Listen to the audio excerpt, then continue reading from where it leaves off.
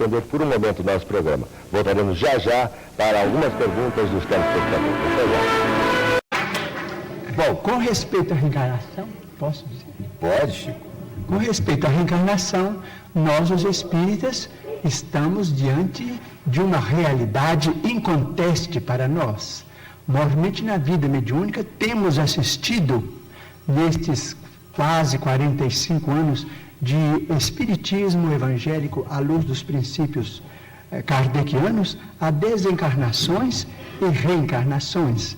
Mas permitimos-nos também perguntar ao senhor Manuel de Melo, ao nosso caro pastor evangélico, senhor da pergunta, e também àqueles que fazem objeções contra os princípios da reencarnação, permitimos-nos perguntar sobre o sofrimento das crianças. Por exemplo, não vamos nos referir aos adultos, porque seria alongar muito a resposta, mas vamos pensar nas crianças. Por exemplo, nós, os espíritas, muitas vezes encontramos determinados casos de suicídio, e às vezes suicídio acompanhados de homicídio, ou às vezes apenas de homicídio. Mas vamos encontrar esses problemas do complexo de culpa levado para além desta vida, e depois esse complexo de culpa renascido com aquele que é responsável por ele através de sofrimentos que só podemos entender através da reencarnação. Por exemplo, muitas vezes temos encontrado, por exemplo, irmãos nossos suicidas que dispararam um tiro contra o coração e que voltam com a cardiopatia congênita ou com determinados fenômenos que a medicina classifica dentro da chamada tetralogia de Fallot.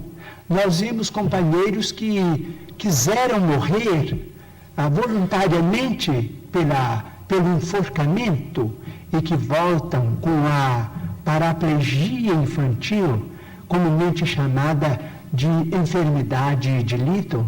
Nós vemos muitos daqueles que preferiram o veneno e que voltam com malformações congênitas, com problemas miopáticos, com o mixedema, aqueles que às vezes violentam o próprio ventre e que voltam também sofrendo as tendências e que às vezes acabam se desencarnando com o chamado infarto mesentérico. Nós vemos, por exemplo, aqueles que preferiram morrer pelo afogamento para se retirarem da vida num ato de rebeldia contra as leis de Deus. Vemos, por exemplo, aqueles que preferiram o afogamento e que voltam com o chamado enfisema pulmonar. Aqueles que dispararam tiros no próprio crânio e que voltam com tantos fenômenos dolorosos, como, por exemplo, a idiotia, a acromegalia, quando o tiro, vamos dizer, quando o projétil alcança a hipófise, porque nós estamos em nosso corpo físico subordinado ao nosso corpo espiritual. Então, principalmente nos fenômenos, os fenômenos decorrentes do suicídio por tiro no crânio são muito dolorosos, porque vemos a surdez, a cegueira, a mudez congênitas, e vemos este sofrimento em crianças incompatíveis com a misericórdia de Deus, porque nós sabemos que Deus não quer a dor. Diz Emmanuel, se Deus quisesse a dor, Ele não teria nos dado anestesia através da medicina. A dor é uma criação nossa. Chegamos ao além com determinado complexo de culpa e pedimos para voltar ao corpo, trazendo as consequências de nossos próprios atos menos felizes.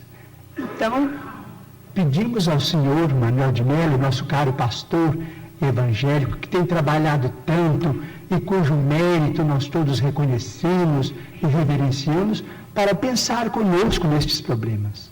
Muito bem. Chico Xavier.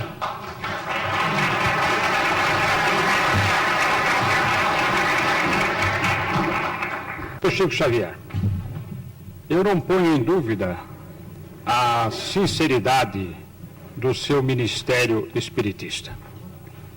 Eu creio firmemente que o senhor trabalha com profundo amor à sua causa e à sua doutrina. Mas eu vou insistir no aspecto mais conhecido da sua obra, das suas atividades, que é aquela do escritor psicográfico. O senhor afirmou, logo a minha primeira pergunta, que escreveu 107 livros e que tem 4 no prelo.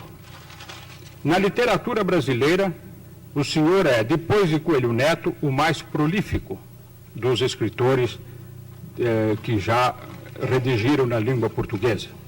Por outro lado, o senhor disse, respondendo a uma pergunta minha, que havia feito apenas um curso primário.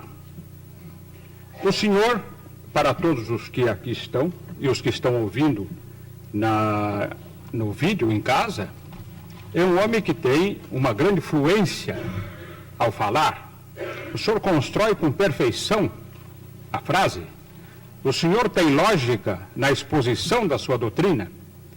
Logo, o senhor é um autodidata, que se compenetrou da doutrina que esposou e a estudou profundamente e passou a exercer o seu trabalho expondo essa doutrina. Eu insisto que a escrita automática no senhor deve ser mais o produto do inconsciente do que o produto da mediunidade. Não sei se o senhor conhece uma coleção de livros publicados na França com o título genérico A Maneira de, em que os autores Paul Rebut e Charles Miller em francês, fazem a imitação de vários autores.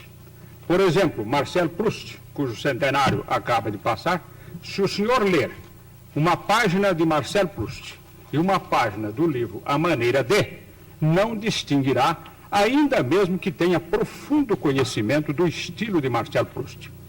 É, portanto, esta é uma imitação consciente. Eu tenho para mim que o senhor, ao redigir os livros psicografados, agiu sob o impulso do inconsciente. O meu ex-antigo companheiro de imprensa, e caro companheiro de imprensa, Herculano Pires, cuja inteligência brilhante eu sempre respeitei e sempre aplaudi, criou um embaraço para a minha pergunta, ao falar em 400 autores que o senhor teria citado. Mas citar o senhor citou 400 autores, ou o senhor escreveu a maneira de 400 autores, como escreveu como Humberto de Campos, como Guerra Junqueiro, como Antero do Quental, como Augusto dos Anjos?